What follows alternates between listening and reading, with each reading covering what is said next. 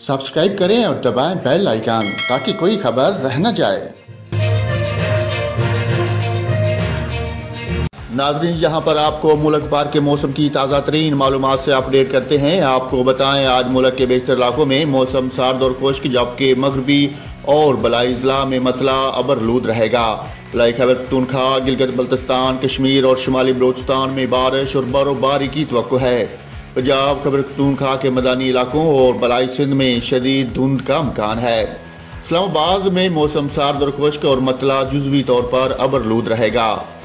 सुबह बलोचिस्तान के बेहतर ज़िला में भी मौसम सर्द, जबकि क्वेटा, सूब, ज़ियारत, किला अब्दुल्ला, किला सैफुल्ला और चमन में बारिश और बर्फबारी की तवक्को है।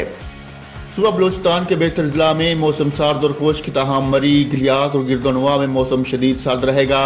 लाहौर, शेखुपुरा, गुजरांवाला, नारोवाल, सियालकोट, फैसलाबाद, सरगोदा, उकाड़ा, साहिवाल, बहावलपुर, बहावलनगर, मंडी बहाउद्दीन, गुजरात, कसूर, खानीवाल और मुल्तान में शदीद धुंध पड़ने का इम्कान है। सुबह सिंध के बेहतर ज़िला में भी मौसम सर्द और खुश्क रहेगा, ताहम सुबह के औकात में सक्खर, लाड़काना, हैदराबाद और मौजूदाड़ू में धुंध पड़ने का इम्कान है।